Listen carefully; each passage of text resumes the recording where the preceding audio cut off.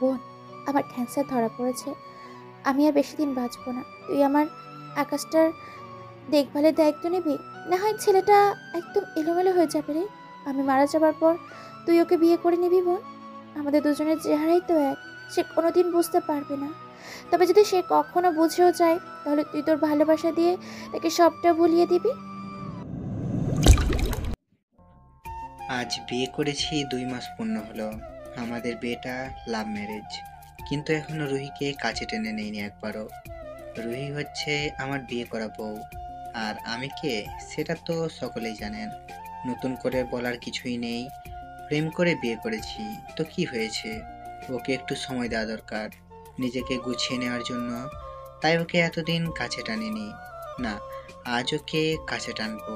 নিজের সমস্তটা আজ ওকে বিলিয়ে দেব। রাতের বেলায় রুহি আমার সাথে শুয়ে আছে। রুহি, এই একটু তোমায় জড়িয়ে ধরি। ধরো, তোমায় মানা করেছে কে? আর আমি তো তোমারই বউ। রুহিকে জড়িয়ে ধরলাম নিজের বাহু ডোরে।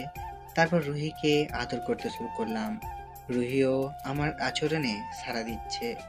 হঠাৎ রুহি প্রশ্ন করলো, এই, আমাদের বাবু কবে হবে? হবে তো, আল্লাহ যেদিন দিবে। আচ্ছা। আমার বুকের সাথে লেপ্টে লেগে আছে। মনে হচ্ছে যেন ছোট্ট বাচ্চা। ওকে আদর করে ছেড়ে দিলাম। তারপর দুজনে ঘুমিয়ে পড়লাম, কেননা সকালে আবার অফিসে যেতে হবে। না হয় আবার দেরি হয়ে গেলে উঠতে পারবো না। সকালবেলা রুহির আগে উঠে গেলাম। তারপর গোসল করে নামাজ পড়ে নিলাম। নামাজ শেষ করে রুহিকে ডেকে দিলাম উঠে নাস্তা তৈরি করার জন্য। রুহি উঠে চট করে গোসল সেরে নিয়ে নাস্তা বানাতে চলে গেল, আর আমি রেডি হচ্ছি অফিসে যাওয়ার জন্য। রুহি, আর কত সময় লাগবে নাস্তা বানাতে? আমার অফিসে দেরি হয়ে যাচ্ছে তো। এই তো আরেকটু 5টা মিনিট সময় দাও। বুঝেছি, আজকেও আমার লেট করে অফিসে যেতে হবে। এই না না, প্লিজ, রেডি হয়ে গেছে। রুহি তাড়াতাড়ি করে আমার জন্য নাস্তা বানিয়ে নিয়ে আসলো। নাস্তা করে রুহির কপালে একটা ভালোবাসার পরশ এঁকে দিয়ে অফিসে চলে গেলাম। আজকেও 5 মিনিট লেট হয়ে গেছে, তবে আমাকে কেউ এটা নিয়ে কথা শোনাবে এমন দুঃসাহস কারো নেই। কারণ এই অফিসের বর্তমান বস আমি। নিজাম সাহেব, যিনি অফিসের আসল বস, তিনি অন্য একটা অফিসে হ্যান্ডেল করতেছে, আর এটা আমি হ্যান্ডেল করতেছি। আমাদের এই শহরে বেশ কয়েকটা অফিস আছে। অফিসে পৌঁছে নিজের কেবিনে চলে গেলাম। কাজ করতেছি, এমন সময় অফিসের পিয়ন এসে বলল আজ নাকি বড় সাহেব আসবে। আচ্ছা, সমস্যা নেই, আসুক। ঘন্টা দুয়েক পর নিজাম সাহেব আসলেন, আর উনি এসে সরাসরি আমার কেবিনে চলে আসলেন। আকাশ, কেমন আছো? এই তো স্যার, ভালো। আপনি? হ্যাঁ, আমিও ভালো। আর আজ সেই জন্য এসেছি, যেটা হচ্ছে আকাশ, তোমার দেশের বাইরে যেতে হবে কিছু দিনের জন্য অফিসের কাজে, কারণ আমি যেতে পারছি না, শরীর অসুস্থ, সেটা তো তুমি জানোই। আর তোমাকে ছাড়া কাউকে পাঠাবো, বিশ্বস্ত কাউকে দেখছি না যে ভরসা করে পাঠাবো। আর বেশ কয়েকটা ডিল হবে আমাদের কোম্পানির সাথে, যেটার দ্বারা আমার কোম্পানির বেশ মোটা অঙ্কের একটা বেনিফিট আসবে। আচ্ছা স্যার, সমস্যা নেই, আমি যাব। আর আপনি একটু ভালো করে রেস্ট নিন। আচ্ছা, তাহলে আজ আর অফিস করো না, গিয়ে সমস্ত কিছু প্যাক করে নাও, কাল আবার যেতে হবে। আচ্ছা স্যার। তারপর বাসায় চলে আসলাম, কারণ সমস্ত কিছু গোছগাছ করতে হবে। বাসায় আসার পর কেমন যেন একটা অপরিচিত স্মেল নাকে আসলো। এমন স্মেল এর আগে কখনো পাইনি। আর রুহি তো এমন ধরনের পারফিউম ব্যবহার করে না, আর আমি তো করিই না। ধুর, যা হবার হোক তো। হয়তো বাহিরের কারো কাছ থেকে স্মেলটা নাকে এসেছে, নজর আন্দাজ না করে এড়িয়ে গেলাম। এসেই সমস্ত কিছু গোছানো শুরু করলাম, কারণ মাসখানিকের মতো বাইরে থাকতে হবে। এসে বাসায় ছিলাম সারাদিন। রোহিত সাথে সারাদিন খুনসুটি করে সময়টা কেটে গেল। রোহিত তো অনেক মন খারাপ। এই আকাশ, তোমায় ছাড়া আমি একটা মাস থাকবো কিভাবে? আমার তো তোমাকে ছাড়া কিচ্ছু ভালো লাগে না। কলিজা, প্লিজ মন খারাপ করে না। অল্প কয়েকটা দিন তো, তারপর তো চলে আসবো। আর সবসময় তো তোমার সাথে কথা বলবোই। এত মন খারাপ করে মানুষ? এই পাগলি, দেখি কাছে আসো। রুহিকে নিজের কাছে টেনে নিয়ে আদর করতে শুরু করলাম। রুহি তো বারবারের মতোই আমার আচরণে সাড়া দিচ্ছে। এই আকাশ, লাইটটা অফ করে দাও না, আমার না শরম লাগছে। এই পাগলি, শরম কিসের? তুমি আর আমি তো। বরের সামনে মানুষ এভাবে শরম পায়? তাও দাও না প্লিজ। না থাক, সমস্যা নাই। রুহিকে আদর করার ব্যস্ত হয়ে পড়লাম। আদর করতেছি, কিন্তু হঠাৎ রুহির শরীরে একটা অঙ্গে নজর পড়ল। নাভির 2-3 আঙুল নিচে বরাবর একটা কালো দাগ। এই রুহি, এটা কিসের দাগ তোমার নাভির নিচে? রুহি থতমেত খেয়ে বলল, আ আ- আরে এটা তো জমসূত্র থেকেই দাগটা। ও। তারপরে আবার আদর করায় মনোযোগ দিলাম, কারণ কাল চলে যাব 1 মাসের জন্য। আজ মন ভরে আদর করে নেই। সকালবেলায় তাড়াতাড়ি করে রুহি নাস্তা বানিয়ে দিল। খেয়ে রুহির থেকে বিদায় নিয়ে লাগেজটা গাড়িতে নিয়ে বের হয়ে গেলাম। অফিসে গিয়ে ডিল করার সমস্ত কাগজপত্রগুলো নিয়ে বাইরের উদ্দেশ্যে রওনা দিলাম। প্রথম দিনে গিয়ে একটা ডিল করলাম ক্লায়েন্টদের সাথে। একটা হোটেলে উঠেছি। রাতের বেলায় ফ্রেশ হয়ে খেয়ে দিয়ে রুহিকে ফোন দিলাম। রুহির সাথে কথা বলছি, হঠাৎ একটা পুরুষের আওয়াজ কানে আসলো। রুহি, বাসায় কে এসেছে? কই কেউ না তো। তাহলে আমি কার গলার আওয়াজ শুনলাম? আমি তো জানি না, পাশেই টিভি চলছে। টিভির আওয়াজ শুনেছ হয়তো। আর কথা বাড়ালাম না। আচ্ছা, খেয়ে দিয়ে ঘুমিয়ে পড়ো। তুমিও ঘুমিয়ে পড়ো। কথা বলে ফোন কেটে দিলাম, কিন্তু কেন জানি মনের মধ্যে খটকা লাগছে। না, আমি স্পষ্ট শুনেছি, এটা একটা পুরুষের আওয়াজ ছিল। আমি এতটাও বোকা না যে কোনটা টিভির আওয়াজ কোনটা মানুষের গলার আওয়াজ চিনতে পারবো না। তার মানে কি রুহি আমাকে ঠকাচ্ছে? আর এত রাতে আমার বাসায় পুরুষের গলার আওয়াজ, তাও আবার সারা বাড়িতে রুহি একা। ছি ছি, কি ভাবছি আমি এসব? আমার রুহি এমন না, সে আমাকে খুব ভালোবাসে। তারপর ঘুমিয়ে গেলাম। এভাবেই দিন কাটতে লাগলো। আজ সমস্ত ডিল শেষ হয়েছে। কথা ছিল 1 মাস থাকবো, কিন্তু আজ 1 মাস 10 দিন সমস্ত কিছু গুছিয়ে নিয়ে এয়ারপোর্টে চলে এসেছি। বিমানে বসে আছি, আর 5 মিনিটের মধ্যে বিমানটা ছেড়ে দিবে। 5 মিনিট পর বিমানটা শো করে আকাশে উড়ে গেল। বসে বসে মনে মনে ভাবছি, ইস, আজ কতদিন পর বউটাকে দেখবো। গিয়েই বউটাকে অনেকগুলো আদর করব, একদম ইচ্ছে মতো আদর করব। বাসায় পৌঁছে কলিং বেলে চাপ দিতেই রুহি এসে দরজা খুলে দিল। রুহি আমাকে দেখতে পেয়ে হাউমাউ করে কান্না করে দিয়ে জড়িয়ে ধরে। কিন্তু আমার কেন জানি মনে হচ্ছে রুহির শরীর থেকে আমি সেই দিনের অপরিচিত স্মেলটা পাচ্ছি। তার মানে কি আমি যা ভেবেছিলাম সেটাই সত্যি? না, এটা হতে পারে না। আমার রুহি এমন না। তারপর লাগেজটা রেখে ফ্রেশ হয়ে নিলাম। রাতের বেলায় দুজনে খাবার খেয়ে শুয়ে আছি। আজ কেমন যেন একদম অন্যরকম লাগছে রুহিকে দেখতে। কেন জানি মনে হচ্ছে এটা আমার রুহি না, আমার বিয়ে করা রুহি। আর এই রুহির মধ্যে অনেকটা তফাৎ লক্ষ্য করলাম। এই রুহি, আমায় জড়িয়ে ধরবা না? কতদিন ধরে বুকটা তোমায় জড়িয়ে ধরতে কাতর হয়ে আছে। রুহি আমায় জড়িয়ে ধরল। রুহি জড়িয়ে ধরায় শরীরটা যেন প্রাণ ফিরে পেয়েছে। ওকে আদর করতে শুরু করলাম। রুহিও রেসপন্স করছে আমার সাথে সাথে। কিন্তু হঠাৎ লক্ষ্য করলাম রুহির নাভির নিচে সেই দাগটা আর নাই, কিন্তু ঘাড়ের একপাশে নখের আঁচড়, যার দরুন ঘাড়টা ফুলে আছে। সারাদিন চুল দিয়ে ঘড়িটা ঢাকা ছিল, তাই নজর যায় নাই। কিন্তু এখন আদর করার সময় সেটা চোখ এড়ালো না। আঁচড়গুলো মানুষের নখের, সেটা স্পষ্ট বোঝাই যাচ্ছে। আর এই জায়গায় আঁচড়, তার মানে কি রুহি অন্য পুরুষের সাথে? নিজেরও ভাবতে ঘৃণা হচ্ছে, কিন্তু আমার ভাবনাটা যে কতটা সত্য সেটা আমার জানা নাই। তবে ঘাড়ের মধ্যে আঁচড় কিভাবে লাগলো? আর সে নিজে তো নিজের ঘাড়ে এমন ধরা আঁচড় দিবে না। আমার ধারণাটা যদি সত্যি হয়, না আর ভাবতে পারছি না। রুহিকে ছেড়ে দিয়ে উঠে বসে পড়লাম। কি হলো, উঠে বসে গেলে যে আদর না করে? আসলে শরীরটা খারাপ লাগছে, তাই আজ আর না, এখন একটু ঘুমাবো। এই কলিজা, তোমার কি শরীর খারাপ? আমার গলায় কপালে হাত দিয়ে, না ঠিক আছি। আচ্ছা রুহি, একটা কথা জিজ্ঞাসা করলে তার সঠিক জবাব দিবে তো? হ্যাঁ বলো কলিজা, দিব। তোমার নাভির নিচে না একটা দাগ ছিল, সেটা কোথায় গেছে? কি হলো, কথা বলছো না যে? নাভির নিচের দাগটা কোথায়? আসলে আমি একটা মলম ইউজ করেছিলাম, তাই সেই দাগটা চলে গেছে। তুমি না বলেছিলে দাগটা তোমার জন্মগত? তাহলে মলম ইউজ করে চলে গেল কি করে? আমি কিভাবে বলবো বলো, নেটে দেখেছিলাম তাই অর্ডার করেছি মলমটা, এবং সেটা ব্যবহার করার পর দাগটা চলে গেছে। আচ্ছা, দাগটা না হয় মলম ইউজ করার ফলে চলে গেছে, কিন্তু ঘাড়ের নিচে যে নখের দাগ দেখা যাচ্ছে সেগুলো কোথা থেকে এলো? এই কি বলছো তুমি? কোথায় কোথায় দাগ ঘাড়ের নিচে? তুমি ঢাকলে সেটা লুকায়িত থাকবে না, কারণ সেটা আমি একবার দেখে ফেলেছি। সত্যি করে বলো, নখের আঁচড়গুলো কোথা থেকে এলো? আমি জানি না কোথা থেকে এসেছে। জানো না বললে তো আর হলো না। আঁচড়গুলো মানুষের, আর তার চেয়ে বড় কথা সেটা তোমার শরীরে। সেটা তুমি জানো না বললে তো হবে না। এই জানি না বলেছি না, ব্যাস জানি না। আর তুমি কি আমায় সন্দেহ করছো? সন্দেহ কেন করব? তবে একটা জিজ্ঞাসা যেহেতু আমার চোখে পড়েছে, আর সেটা স্বামী হয়ে আমার জানার অধিকার আছে। রুহি এবার রেগে গেল। এই তোর সমস্যা কি হ্যাঁ? অনেকটা সময় ধরে দেখছি একটার পর একটা উল্টাপাল্টা প্রশ্ন করছিস। একবার বলেছি কানে যায় না হ্যাঁ, যে আমি জানি না? ঘাবড়ে যায় রুহির এমন ধারা কথাবার্তা শুনে।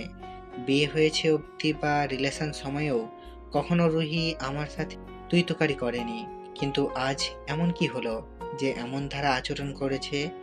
আসলে কি আমার ধারণা সত্যি যে রুহি অন্য পুরুষের সাথে অবৈধ কাজে লিপ্ত হয়েছে, আর সেটা আমার কাছে ধরা খেয়ে যাবে বলে এমন ধারা করছে?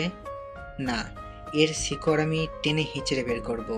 রুহির সাথে কথা না বলে নিজের মতো কাঁথা গায়ে দিয়ে শুয়ে পড়লাম, কিন্তু মাথার থেকে এই ঘটনাটা কোনোভাবে বের হচ্ছে না। আর কেন জানি ঘুমটাও উধাও হয়ে গিয়েছে। রাতের শেষ অংশে প্রায় তখন চোখটা লেগে এসেছে, তখনই আজানের ধ্বনি কানে আসে। উঠে গিয়ে নামাজ পড়ে নিলাম। রুহিকে ডাকলাম না। নামাজ শেষ করে বারান্দায় গিয়ে দাঁড়িয়ে আছি। কিছু সময় পর রুহি হাতে করে চা নিয়ে আসে। এই নাও তোমার চা। অবাক হয়ে তাকিয়ে আছি, এটা কি আসলে আমার রুহি? আমার কেমন যেন সন্দেহ হচ্ছে, কারণ রুহির সাথে যখন সম্পর্কে জড়িয়েছি তখন থেকে রুহি যদি কখনো রাগ করত, তখন তার রাগ না ভাঙানো পর্যন্ত সে আমার সাথে কথা বলতো না। কিন্তু আজ তার বিপরীত। রুহির হাত থেকে চাটা নিয়ে চুপচাপ খাওয়া শুরু করলাম। এই কি হয়েছে? চুপচাপ হয়ে আছো যে, কথা বলছো না কেন? রাতের জন্য কি আমার উপরে রেগে আছো? না, রেগে নাই, এমনি ভালো লাগছে না কথা বলতে। হয়েছে, আমি জানি তো কেন ভালো লাগছে না। এই দেখি, এদিকে তাকাও। রুহির দিকে তাকাতেই সে আমার কপালে চুমু এঁকে দিল। এই এখনো কি রেগে আছো আমার উপরে? দাঁড়াও, তোমার রাগ কমাচ্ছি। যত সময় না পর্যন্ত আমাকে জড়িয়ে ধরে আদর করবে, তত সময় পর্যন্ত আমি কোল থেকে নামবো না। এবার আর রাগ করে থাকতে পারলাম না। রুহির বাচ্চামি দেখে ওকে শক্ত করে জড়িয়ে ধরলাম। এই পিচ্চি, যাও, রাগ করি নাই, এবার নামো, কপালে একটা চুমু দিয়ে। রুহি তারপর কোল থেকে নেমে গেল। এই আজ তো অফিসে যাবে না, বাসায় থাকো। আমি আজ তোমার সমস্ত ফেভারিট খাবারগুলো রান্না করব। রুহি তারপর কোল থেকে নেমে গেল। আচ্ছা।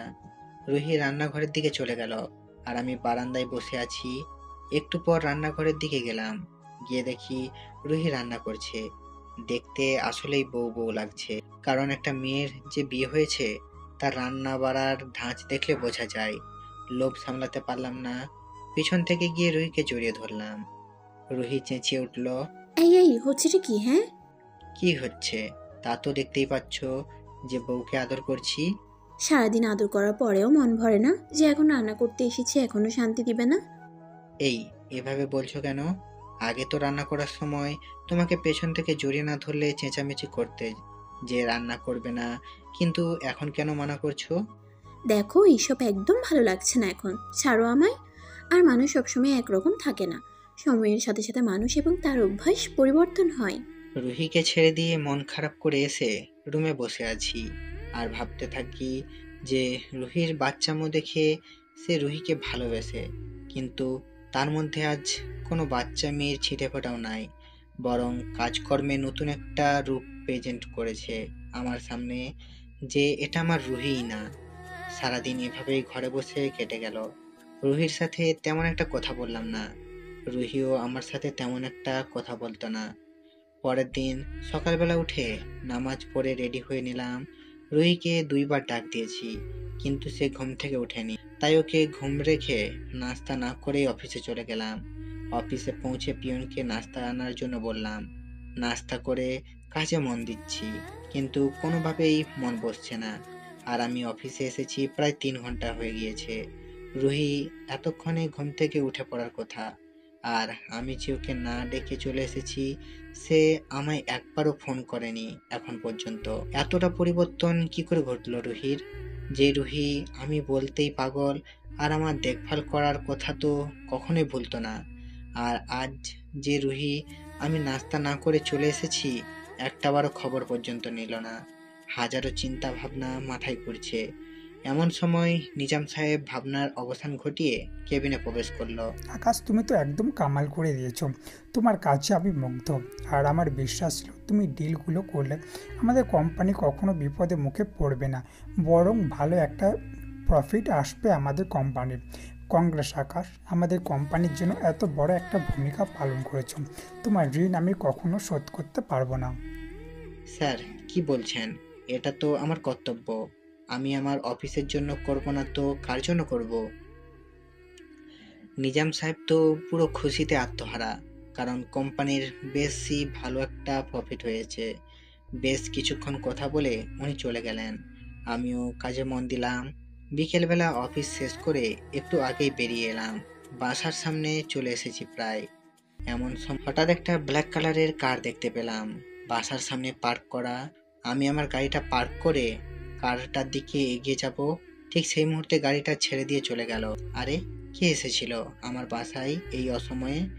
বাসায় গিয়ে রুহিকে ডাক দিলাম, এই রুহি, বাসায় কে এসেছিল?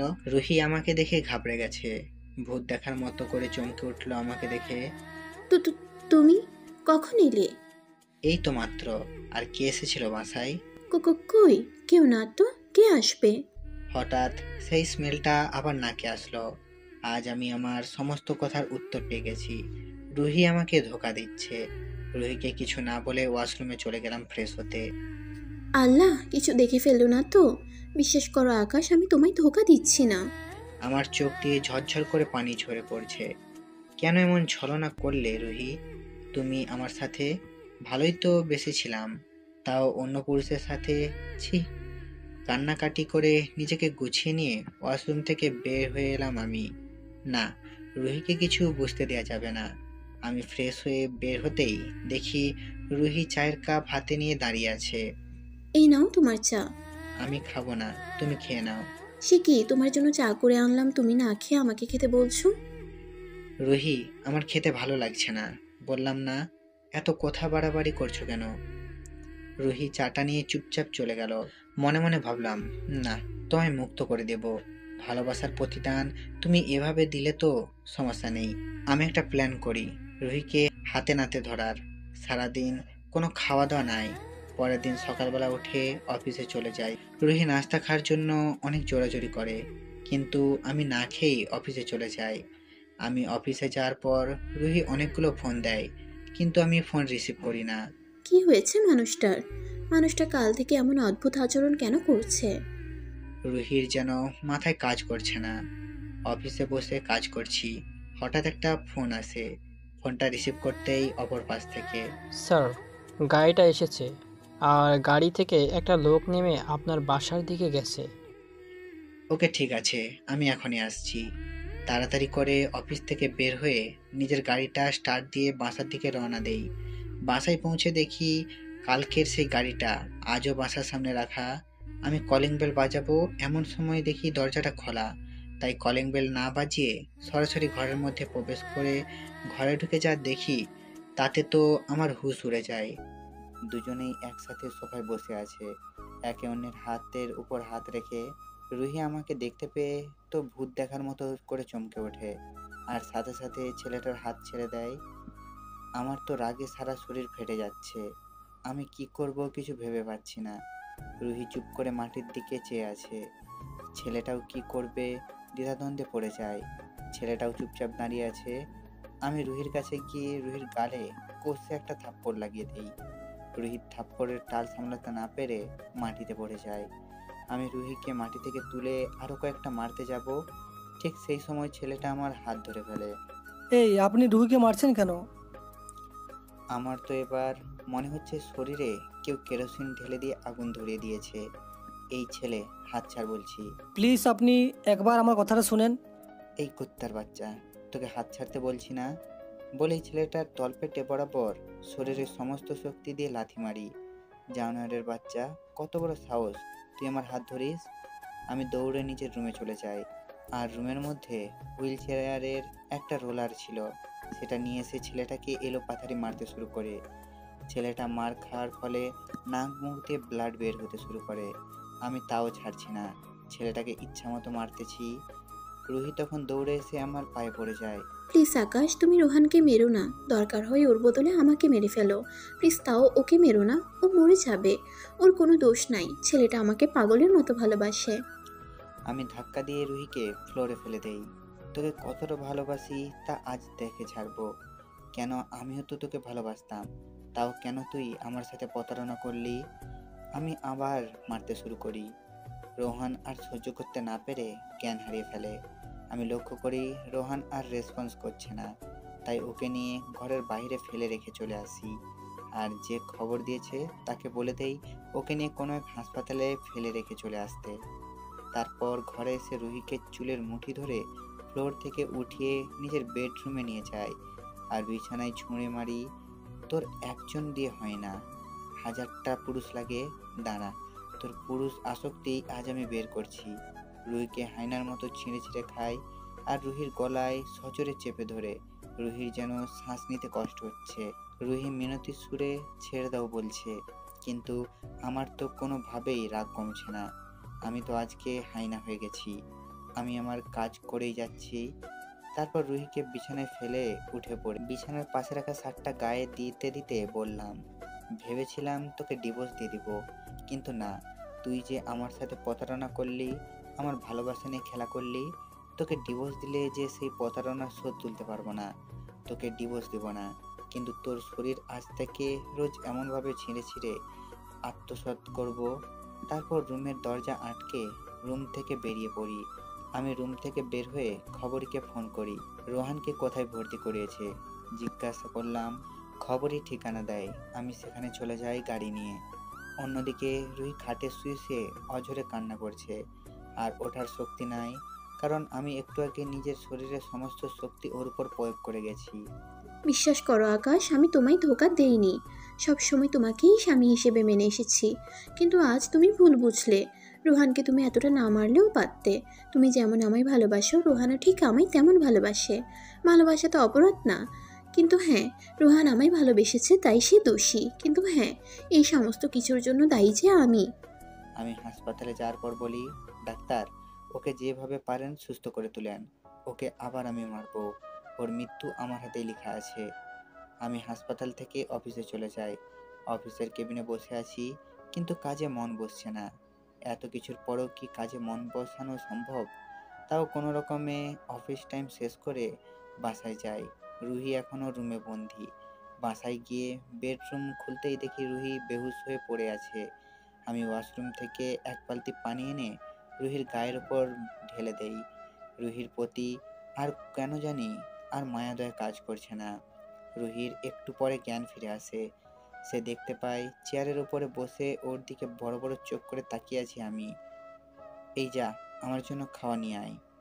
রুহি চুপ করে আছে। এই কুত্তার বাচ্চা, তোকে কি বলছি কথা কানে যায় না? রান্না করতে পারি নাই আজকে। পারবি কি করে অন্য পুরুষের সাথে রং তামাশা নিয়ে ব্যস্ত থাকলে? প্লিজ একটাবার আমার কথা শোনো। বিশ্বাস করো, তুমি সত্যিটা কি জানো না। আমি তোমাকে ধোকা দেইনি। ওই, তোর মতো দুশ্চরিত্রা মেয়ের কোনো কথাই শুনতে চাই না আমি। যেই মেয়ে একটার পর একটা মিথ্যা বলতে পারে, তার মতো ঠকবাজের কথা শোনার মতো সময় আমার হাতে নাই। এখন যা, খাবার নিয়ে আয়, না হয়তো জানিস তোর কি হাল করব এখন আমি। রুহি ভয়ে তাড়াতাড়ি করে আমার জন্য খাবার রেডি করতে চলে যায়। 30 মিনিটের মধ্যেই রুহি আমার জন্য খাবার করে নিয়ে আসে। রুহিরও খুব খিদে পেয়েছে, তাই রুহি আমাকে খাবার বেড়ে দিয়ে সে নিজেও খেতে বসে আমার সাথে। এই জানোয়ারের বাচ্চা, এইগুলো কি খাবার না বিষ? মুখে দেওয়া যাচ্ছে না লবণের জ্বালায়। আমি খাবারগুলো রুহির গায়ের ওপর ছুঁড়ে মারি। যা, এখন আবার খাবার বানিয়ে নিয়ে আয়। রুহির চোখ দিয়ে টপ টপ করে পানি ঝরছে। সে আগের আকাশ আর এখনের আকাশের মধ্যে আকাশ পাতালের ব্যবধান দেখতে পাচ্ছে। সেদিন প্রথম রান্না করেছি, ঝাল দিয়ে পুরো একাকার করে ফেলেছিলাম। সেদিন নিজের খাবার নিজে মুখে নিতে পারিনি, কিন্তু আকাশের কাছে নাকি অমৃত লেগেছিল খাবারগুলো, তাই সে 3 প্লেট ভাত খেয়েছিল। আর আজ একটু লবণ বেশি হওয়ার কারণে খাবারগুলো মুখের উপর ছুঁড়ে মারলো? রুহি আবার কান্না করে চলে গেল খাবার তৈরি করতে। অন্যদিকে, সবে তো মাত্র শুরু, তোর আরও কত যে শাস্তি ভোগ করতে হবে তাই তুই নিজেও কল্পনা করতে পারবি না। ভালো যেমন বেসেছি, এখন ঠিক সেই রূপ ঘৃণা করব। রুহি রান্না করছে আর ভাবছে। বোন, তুই যদি এই পৃথিবীতে থাকতি তাহলে আজ আর আমার এত কষ্ট হতো না। তুই ছিলি আমার সব। তুই ছিলি আমার গার্জিয়ান। তুই কোনোদিন আমার গায়ে একটা নখের আঁচড় পর্যন্ত লাগতে দিস নাই। আজ দেখ আমার সাথে কত কি হচ্ছে। বোন, আমি ভালো নাই রে। প্লিজ তুই আমাকে তোর কাছে নিয়ে যা। আমি না পারছি আকাশকে গ্রহণ করতে, না পারছি রোহানকে গ্রহণ করতে। তবে আমি আকাশকেই স্বামী হিসেবে মানি। কিন্তু রোহান যে আমার জীবনে কি করে এলো? বোন, আমি এই দোটানার পৃথিবীতে থাকতে চাই না। একটু পরে আবার খাবার তৈরি করে আমাকে দেয়। রুহি খাবার সার্ভ করার সময় আমি লক্ষ্য করি রুহির গলাটা ফুলে আছে, আর গলার নিচে অনেক জায়গায় নখের আঁচড়। আমি জানি এগুলো কার নখের আঁচড়, কারণ আমি রুহির গলা চেপে ধরেছিলাম। আমার মায়া লেগে যায় রুহিকে দেখে। এই মেয়ে, এখানে আসো। রুহি আমাকে খাবার সার্ভ করে দিয়ে মাত্র খেতে বসবে, এমন সময় আবার আমি ডাক দেই। রুহি গিয়ে আমার সামনে দাঁড়ায়। কোলে বসো। রুহি চুপচাপ করে আমার কোলের উপর বসে। আমি খাবারের প্লেটটা হাতে নিয়ে খাবার মেখে রুহির মুখের সামনে ধরি। এই মেয়ে, হাঁ করো। রুহি এটা দেখে আমার গলা জড়িয়ে ধরে হু হু করে কান্না করে দেয়। এত আদিক্ষেতা দেখানোর কিছুই নাই, যা করেছো এখনো ভুলিনি।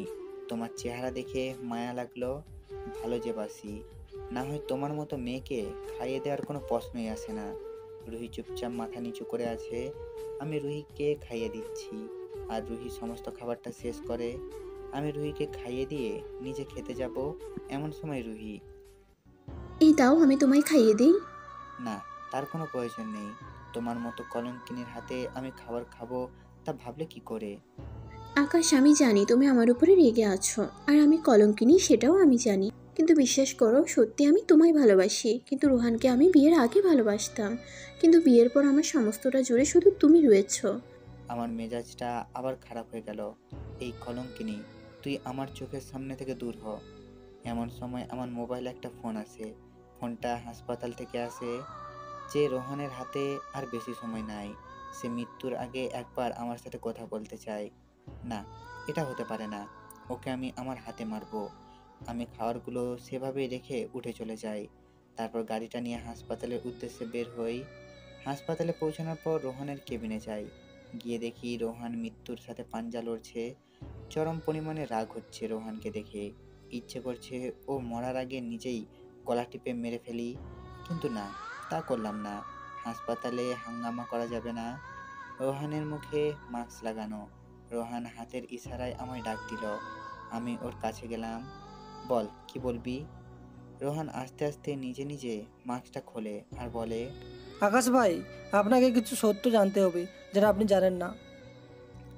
কি আর জানবো, সব তো নিজের চোখেই দেখলাম যে দুজনে একসাথে বসে রঙ্গলীলা করছিলে।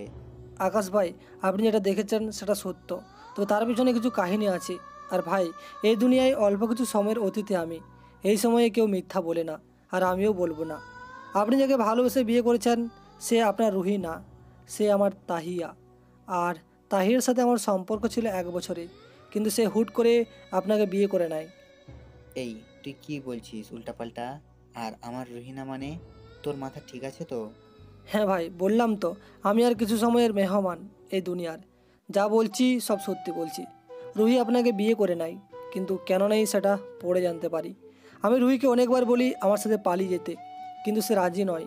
সে বলে সে আপনাকে ভালোবেসে ফেলেছে, আর আপনার মধ্যে সীমাবদ্ধতার অস্তিত্ব। সে আপনার সাথে এখানে চলে আসে। আমি তাহিয়ার অনেক খোঁজ করি, কিন্তু কোথায় খোঁজ পাইনি। হঠাৎ একদিন এই শহরে একটা কাজে আসি, তখন তাহিয়াকে দেখতে পাই। তারপর থেকে ওর পিছু নিই। ওর পিছু নিতে নিতে ওর বাসা অবধি যাই। তাকে অনেক বুঝাই আমার সাথে চলে যেতে, কিন্তু না, সে আগের কথায় অটুট থাকে যে সে আপনাকে ভালোবাসে, আর আপনিও নাকি তাকে খুব ভালোবাসেন। সে আপনাকে ধোঁকা দিতে পারবে না। তাহিয়াকে বলি যে আমিও তো তোমাকে খুব ভালোবাসতাম এবং এখনও খুব ভালোবাসি, কিন্তু তারপরেও যে তুমি আমায় ধোঁকা দিলে। তাহিয়া কোনো উত্তর দিতে পারেনি, শুধু একটাই কথা বলে তাকে ভুলে যেতে। কিন্তু আমিও যে ওকে ভালোবাসি, ওকে যে ভুলা আমার পক্ষে সম্ভব না। তাহিয়া দেখো, আমার পক্ষে তোমাকে ভুলে যাওয়া সম্ভব না। আর তুমি এখন আমার সাথে যাবে আর আমাকে বিয়ে করবে। কিন্তু সে রাজি হয়নি। রাজি না হওয়ার আমার মাথায় রাগ উঠে যায়, আর আমি তখন তাহিয়ার গলা চেপে ধরি। রোহানের কথা শুনে তো আমার মনে হচ্ছে যে আমার পায়ের নিচ থেকে মাটি সরে গেছে। আমার চোখের সামনে আস্তে আস্তে এখন সমস্ত কিছু ক্লিয়ার হচ্ছে। রুহির গলায় আঁচড় কি করে এলো, আর রুহির কাজে কর্মে মাঝে মাঝে আমার কেন মনে হতো এটা আমার রুহি না। রোহান তাতেও তাহিয়া রাজি হয় না। পরে ওকে ছেড়ে দিয়ে চলে যাই। রাতের বেলায় অনেক সময় একা একা ভাবি তাহিয়ার সাথে এমনটা করা ঠিক হয় নাই। তাই পরের দিন ওর কাছে আবারও যাই ক্ষমা চাওয়ার জন্য। কারণ যে আমাকে ভালোবাসে না, যার অস্তিত্ব অন্যের সাথে মিশে গেছে, তাকে নিজের করে পাওয়ার জন্য জোর করে লাভ কি? থাকুক সে তার মতো করে। কিন্তু তাহিয়া আগের দিনের ব্যবহারের কারণে সে আমার চেহারাও দেখতে চায় না। কিন্তু আমিও যে মাপ না নিয়ে যাব না, তাই ওর পায়ে পড়ে যেতে নিলে সে আমার হাত ধরে ফেলে। আর আপনি ঠিক সেই সময়ে চলে আসেন। তারপর রোহান চুপ হয়ে যায়। এই রোহান, তারপর কি হয়েছে? কথা বলছো না কেন? আমি লক্ষ্য করি রোহানের নাকে মুখে ফেনা চলে এসেছে। আকাশ ভাই, প্লিজ আমায় মাফ করে দিয়েন, আর তাহিয়াকে কষ্ট দিয়েন না। তারপর আর বলতে পারলাম না, শেষ নিঃশ্বাস ত্যাগ করে দিলাম। আমি কি করব কিছুই মাথায় কাজ করছে না। ছেলেটাকে মারতে মারতে মেরেই ফেললাম, কিন্তু বাকি আরও ঘটনা আছে, সেটা আমার জানতে হবে। আর সেটা একমাত্র রুহি দিতে পারবে। আমি রোহানকে হাসপাতালে মর্গে রেখে বাসায় চলে যাই। গিয়ে দেখি তানিশা গুটিসুটি মেরে খাটে শুয়ে আছে, আর বুকের সাথে একটা ছবি আঁকড়ে ধরে কান্না করছে। এই রুহি। রুহি আমার গলা শুনে সাথে সাথে ছবিটা লুকিয়ে ফেলে আর চোখটা মুছে নেয়। আমি যা যা প্রশ্ন করব তার সোজা উত্তর দিবে। হ্যাঁ বলো। তোমার নাম রুহি না তাহিয়া? রুহি চুপ করে আছে। ও ভাবছে আমি মনে হয় সবটা জেনে গেছি। তোমাকে কিছু একটা জিজ্ঞাসা করছি, তোমার নাম রুহি না তাহিয়া? দেখো, আমি সবটা জেনে গেছি রোহানের থেকে। এখন আর লুকিয়ে কোনো ফায়দা নাই। আমার নাম তাহিয়া। তাহলে আমার রুহি কোথায়? রুহি আপু মারা গেছে। রুহি মারা গেছে মানে? আমার সব কিছু কেমন যেন এলোমেলো লাগছে। রুহি তারপর লুকিয়ে রাখা ছবিটা বের করে আমার হাতে দেয়।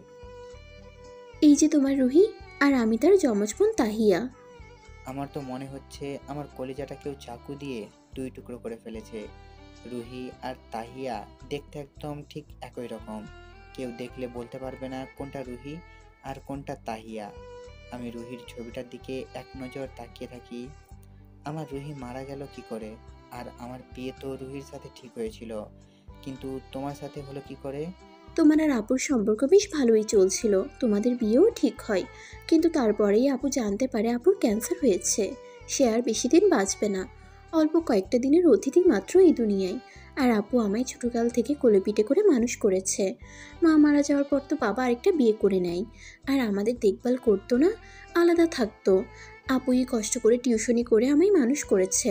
আপু একদিন রাতে আমায় ডেকেই বলে, তাহিয়া, তোর কাছে একটা আবদার করব, সেটা রাখবি বোন? আপু আমাকে মানুষ করার জন্য নিজের জীবন ঝুঁকিতে ফেলে দিতে পারলে সেই বোনের কথা কিভাবে ফেলি বলো? আপু আমি তোর সমস্ত আবদার রাখবো। বোন, আমার ক্যান্সার ধরা পড়েছে। আমি আর বেশি দিন বাঁচবো না। তুই আমার আকাশটার দেখভালের দায়িত্ব নিবি? না হয় ছেলেটা একদম এলোমেলো হয়ে যাবে রে। আমি মারা যাবার পর তুই ওকে বিয়ে করে নিবি বোন। আমাদের দুজনের চেহারাই তো এক। সে কোনোদিন বুঝতে পারবে না। তবে যদি সে কখনো বুঝেও যায়, তাহলে তুই তোর ভালোবাসা দিয়ে তাকে সবটা ভুলিয়ে দিবি। আপুর কথা শুনে কি বলবো কিছুই যেন মাথায় কাজ করছে না। কারণ আমি রোহানকে ভালোবাসতাম, আর ওর সাথে আমার সম্পর্ক 1 বছর পূর্ণ হতে আর মাত্র কয়েকটা দিন বাকি ছিল। কিন্তু আপু এমন একটা আবদার করলো, কি করে মুখের ওপর না করে দেই। তার থেকে বড় কথা, মৃত্যুর যাত্রীর শেষ ইচ্ছাটা সবাই পূরণ করে। তাই আপু মারা যাওয়ার পর আমি তোমায় বিয়ে করে নেই। আর আপু আমায় শিখিয়ে দিয়ে গেছিল তোমার ইচ্ছা অনিচ্ছা সম্পর্কে। তাই তোমার সাথে মিশে যেতে আমার সমস্যা হয়নি। আমি রুহি বলে চিৎকার দিয়ে মাটিতে বসে পড়ি আর ছবিটা বুকের সাথে জড়িয়ে ধরে কান্না করা শুরু করি। তাহিয়াও কান্না করতেছে, কারণ সে জানে ভালোবাসার মানুষগুলোকে হারিয়ে ফেলার বেদনা কতটা কষ্টদায়ক। তাহিয়ার খুব কষ্ট হচ্ছে আমাকে এইভাবে দেখে, কারণ সে যে সবটা উজাড় করে দিয়ে আমাকে ভালোবেসে ফেলেছে। তাহিয়া গিয়ে আমাকে পেছন থেকে জড়িয়ে ধরে। এই, তুই আজকে জড়িয়ে ধরছিস কেন? ছাড় আমাকে। তুই একদম আমার গায়ে স্পর্শ করবি না। তুই আমার রুহি না, আর তোকে আমি ভালোবাসি না। আমি রুহিকে ভালোবাসি। আর তাহিয়াকে ধাক্কা দিয়ে সরিয়ে দেই। প্লিজ আকাশ, তুমি এমন পাগলামো করো না। আমাকে তোমার ভালোবাসতে হবে না, কিন্তু তোমার পদতলে একটু জায়গায় দিও। বলেই আমার পায়ে পড়ে আর কান্না করতে শুরু করে। এই, একদম নেকামো করবি না। তোর নেকামো আমার একদম সহ্য হচ্ছে না। থাক তুই, বলে ঘর থেকে বের হয়ে যায়। আসিফকে ফোন করে ফার্মগেট আসতে বলে সেখানে সারাদিন মরার মতো আসিফের সাথে পড়ে থাকি। আসিফ আমার বন্ধু। আসিফ, আজকে ড্রিঙ্কস করব, যা নিয়ে আয়। কি বলছিস, কি পাগল হয়ে গেছিস? যে ছেলে কোনোদিন স্মোক পর্যন্ত করেনি সে তুই আজকে ড্রিঙ্ক করবি মানে কি? এত মানে মানে করিস না। তোকে যা বলেছি তাই কর, না হয়ে গেলাম। এ রাগ করিস না, আসতেছি। আমি একা একা ফার্মগেটে বসে আছি। সেই সকাল থেকে খাওয়া নাই দাওয়া নাই, একা একা পড়ে আছি। আর মাথায় খালি একটা জিনিসই কাজ করছে, আমার রুহি আমাকে ছেড়ে চলে গেছে। আমিও আর এই দুনিয়ায় থাকবো না। আমিও আমার রুহির কাছে চলে যাব। অন্যদিকে তাহিয়ারও কোনো খাওয়া দাওয়া নাই, মরার মতো খাটের ওপর পড়ে আছে আর কান্না করেই যাচ্ছে। হঠাৎ দেয়ালের ঘড়িটার দিকে নজর পড়ে প্রায় রাত 11টা বাজে, কিন্তু আমি এখনো আসি নাই। আল্লাহ, আকাশ কি আমায় ছেড়ে চলে গেল? এত সময় হয়ে গেল এখনো ঘরে ফিরেনি। না কোনো বিপদ হয়েছে? মনের মধ্যে অজানা এক ভয় কাজ করতে থাকে। রাত 12টা বাজে, আমি এখনো বাড়ি ফিরিনি। তাহিয়া আমার অপেক্ষায় বসে আছে। একটু পর দরজায় কেউ একজন টোকা দেয়। তাহিয়া দৌড়ে গিয়ে দরজা খুলে দেয়। দরজা খুলে দেখে আমি ঢুলে পড়ে যাচ্ছি, আর আসিফ আমাকে কাঁধে ভর করে বাড়িতে নিয়ে এসেছে। এই আসিফ ভাইয়া, আকাশের কি হয়েছে? তাহিয়া তাড়াতাড়ি গিয়ে আমাকে ধরে। তখন সে বুঝতে পারে যে আমি ড্রিঙ্কস করে এসেছি। আসলে ভাবি, ভাইয়া, আপনি বাধা দিলেন না আকাশকে? আমি বাধা দিচ্ছি ভাবি, কিন্তু আকাশ জোর করে। তাহিয়া আর কোনো কথা বলে না, কারণ সে জানে আমার জেদ কতটা। আমাকে দিয়ে গিয়ে আসিফ চলে যায়। তাহিয়া আমাকে ধরে নিয়ে গিয়ে খাটে শুয়ে দেয়। আমি শুয়ে শুয়ে বকবক করতেছি, এই, তুই আমাকে স্পর্শ করবি না বলছি না? এই তুমি চুপ থাকো, একদম কোনো কথা বলবা না, অনেক বলেছ। এবার আমি বলবো তুমি শুনবা। এখন একদম একটা কথাও বলবা না। তাও আমি বকবক করে যাচ্ছি। আমার শরীর থেকে বাজে স্মেল বের হচ্ছে। ড্রিঙ্কস করে এসেছি যে, সেটার স্মেল। না, ওকে এভাবে ঘুমাতে দেওয়া যাবে না, ওর কাপড় চোপড় চেঞ্জ করতে হবে। তাহিয়া গিয়ে আলমারি থেকে এক সেট কাপড় নিয়ে আসে। তারপর আমার গা থেকে পরনের সব কাপড়গুলো চেঞ্জ করে দেয়। আমি নেশার ঘরে হঠাৎ লক্ষ্য করি রুহি আমার সামনে বসে আছে। আমি তাহিয়াকে রুহি ভেবে জড়িয়ে ধরি আর নাকে মুখে চুমু খেতে শুরু করি। এই রুহি, এতদিন কোথায় ছিলে তুমি? বলো না, এই এতদিন কোথায় ছিলে তুমি? তোমার বদমাস বোনটা বলে তুমি নাকি মরে গেছো। দেখেছো সে কত মিথ্যা কথা বলে। তুমি যদি মরে যেতে তাহলে এখন আমার সামনে আসলে কি করে? আমি তাহিয়াকে শক্ত করে জড়িয়ে ধরে ঘুমিয়ে পড়ি। তাহিয়াও আমাকে জড়িয়ে ধরে ঘুমিয়ে পড়ে, কারণ সে বহুদিন পর আমার বুকটাকে জড়িয়ে ধরে ঘুমানোর সুযোগ পেয়েছে, তাই সে সেটা মিস করতে চায় না। সকালে আমি ঘুম থেকে উঠে দেখি আমি তাহিয়াকে জড়িয়ে ধরে ঘুমিয়ে আছি। সাথে সাথে তাহিয়াকে রেখে বিছানা ছেড়ে উঠে পড়ি। তাহিয়াকে এখন কেন যেন আমার দুই চোখের বিষ মনে হয়, কারণ এতদিন আমি একটা ভুল চেহারার মানুষের সাথে সংসার করে এসেছি। তাহিয়াও ঘুম ভেঙে যায়। সে উঠে দেখে আমিও উঠে গেছি। সে উঠে ফ্রেশ হয়ে তাড়াতাড়ি করে নাস্তা তৈরি করতে চলে যায়, কারণ আমি নাস্তা করে অফিসে যাব। আমি রেডি হচ্ছি। তাহিয়া নাস্তা তৈরি করে টেবিলে সাজিয়ে রাখে, কিন্তু আমি না খেয়েই চলে যাচ্ছি। এ কি আকাশ, তুমি না খেয়ে চলে যাচ্ছ যে? তোমাকে কৈফিয়ত দিতে হবে নাকি? আর তার চেয়ে বড় কথা, তুমি আমার উপর অধিকার খাটাও কি করে? লজ্জা করে না তোমার? তোমার চেহারাও আমার দেখতে ইচ্ছে হচ্ছে না এখন। বলেই ঘর থেকে গাড়ি নিয়ে অফিসের উদ্দেশ্যে রওনা দেই। তাহিয়া যেখানে ছিল এখনও সেখানেই ঠিক ঠাঁই দাঁড়িয়ে আছে, আর চোখ দিয়ে টপ টপ করে পানি ঝরে পড়ছে। আল্লাহ, এত কষ্ট কেন দিচ্ছ আমায় তুমি? আমি তো কোনো দোষ করিনি। মৃত বোনের কথা রাখতে গিয়ে তার সাথে বিয়ে নামক সম্পর্কে যুক্ত হয়েছি। এতদিন ধরে নিঃস্বার্থভাবে ওর দেখভাল করেছি, এতে তো আমার কোনো ভুল নেই। তাহলে কেন সে আমাকে এতটা কষ্ট দিচ্ছে? কেন সে আমায় গ্রহণ করতে পারছে না সত্যটা জানার পর থেকে? তাইয়া সারাদিন মন মরা হয়ে বাড়িতে পড়ে থাকে, আর আমি অফিসে বসে কাজ করছি। কিন্তু কেন যেন আজ সমস্ত কাজ গুলিয়ে যাচ্ছে, কিছুই যেন ঠিকঠাক মতো হচ্ছে না। বারবার খালি রুহির কথা মনে পড়তেছে। আমার মনে যেন এখন বিশ্বাস করতে পারছে না রুহি আর বেঁচে নেই। অফিস শেষ করে বাসায় যাই, কিন্তু তাহিয়ার সাথে একটাও কথা বলি না। তাহিয়া কথা বলার চেষ্টা করলে তাকে এড়িয়ে যায়। তাহিয়া অনেকবার কথা বলার চেষ্টা করেছে, কিন্তু বিফল হয়েছে। তাই সেও দমে যায়। সেও আর জোর করে না আমার সাথে কথা বলার জন্য। এভাবে 2 দিন কেটে যায়, কেউ কারোর সাথে কথা বলে না। আমি লক্ষ্য করি তাহিয়া কেমন যেন হয়ে গেছে। ঠিকমতো খাওয়া দাওয়া করে না, আগের মতো আমাকে কথা বলার জন্য জোর করে না। সারাদিন একা একা থাকে। আমি মনে মনে ভাবি, না, মেয়েটাকে কষ্ট দেওয়া ঠিক হচ্ছে না। মেয়েটা তো আমাকে ভালোবেসেছে, ওর বোনের কথা রাখতে আমার সাথে বিয়ে নামক সম্পর্কে যুক্ত হয়েছে। এতে তো তার কোনো স্বার্থ নেই। কিন্তু কেন জানি মনকে মানতে পারছি না যে রুহির জায়গায় তাহিয়াকে স্থান দিয়েছি। অফিস থেকে বাসায় ফিরে ভেবেছি তাহিয়ার সাথে কথা বলবো, কিন্তু কেন জানি মতটা দ্বিমত পোষণ করছে। ইচ্ছে করছে কথা বলে সবটা ঠিক করে নেই, আবার ইচ্ছে করছে যেভাবে চলছে সেভাবেই চলুক। দোটানায় পড়ে গেলাম, আর কথা বলা হলো না। রাতের বেলায় শুয়ে আছি, তাহিয়াও আমার পাশে শুয়ে আছে। পাশ ফিরে দেখলাম মেয়েটা চুপচাপ শুয়ে আছে, হয়তো ঘুমিয়ে গেছে। তাই আমিও আমার মতো ঘুমিয়ে গেলাম। ঘুমের মধ্যে হঠাৎ স্বপ্ন দেখলাম রুহি আমার কাছে এসে আমার কান মুলে দিচ্ছে। কলিজা, কি হয়েছে? তুমি আমার কান মুলে দিলে কেন? এই, তুমি নাকি আমার বোনটাকে কষ্ট দিচ্ছ? চুপ করে আছে আকাশ। আকাশ, মনে রেখো, সে যদি আজ না থাকতো তাহলে তুমি স্বর্ণ ছাড়া হয়ে যেতে। কারণ আমি জানি তুমি আমায় কতটা ভালোবাসো। তাই আমি মারা যাওয়ার আগে ওকে রিকোয়েস্ট করেছি সে যাতে তোমার জীবনটা সুন্দর করে গুছিয়ে দেয়। কিন্তু সেই তুমি ওকে কষ্ট দিচ্ছ। আমার ভুল হয়ে গেছে রুহি, আমি আর মেয়েটাকে কষ্ট দিব না। যাও, ওকে গিয়ে এক্ষুনি জড়িয়ে ধরে সবটা ঠিক করে নাও। আর আমি তোমার সাথে সব সময় আছি, মনে রেখো এটা। আর আমার বোনের মাঝে তুমি আমার অস্তিত্ব খুঁজে পাবে। যাও, মেয়েটা ছাদের কোণায় বসে বসে কান্না করছে, তাকে গিয়ে সবটা ভুলিয়ে দাও ভালোবাসা দিয়ে। হঠাৎ রুহি হাওয়া হয়ে গেল, আর সাথে সাথে আমার ঘুমটাও ভেঙে গেল। রাত 3টা বাজে। পাশে ফিরে দেখি তাহিয়া নাই। স্বপ্নে রুহির বলা কথাটা মনে পড়ল। বিছানা ছেড়ে উঠে দৌড়ে ছাদে গেলাম। গিয়ে দেখি মেয়েটা ছাদের এক কোণায় বসে বসে কান্না করছে, আর উপরে তাকিয়ে কি যেন বকবক করছে। এই চাঁদ, তুমি কি আমায় তোমার সঙ্গী করে নেবে? জানো, এই পৃথিবীতে আমাকে ভালোবাসার মতো কেউ নেই। অথচ দেখো, যার সন্তান আমার পেটে, সে নিজেই আমাকে ঘৃণা করে। এই চাঁদ মামা, বলো না, তুমি কি নেবে আমায় তোমার সঙ্গী করে? তাহিয়ার কথা শুনে চোখ দিয়ে টলমল করে পানি পড়ছে। আল্লাহ, মেয়েটা মা হতে চলেছে আর সেই মেয়ের সাথে আমি এরূপ আচরণ করলাম। দৌড়ে গিয়ে তাহিয়াকে কোলে তুলে নিলাম আর পাগলের মতো চুমু খেতে লাগলাম। তাহিয়া ভয় পেয়ে যায়।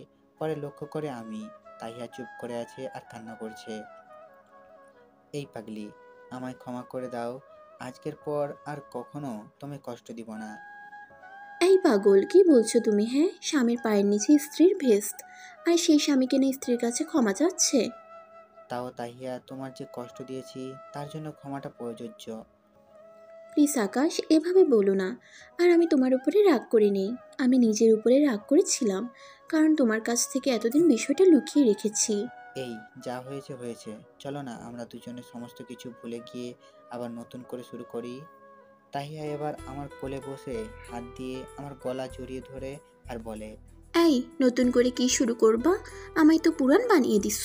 পেটে একটা বাবু চলে আসছে। আমি খুশিতে তাহিয়াকে আরো শক্ত করে জড়িয়ে ধরি। ইস, কি লজ্জা পায় রে আমার বউটা। রুমে চলো, তোমার লজ্জা ভাঙাচ্ছি। বহুদিন ধরে আদর করি না, আজ সব পুষিয়ে নিব। তারপর তাহিয়াকে কোলে করে নিয়ে রুমে চলে যাই।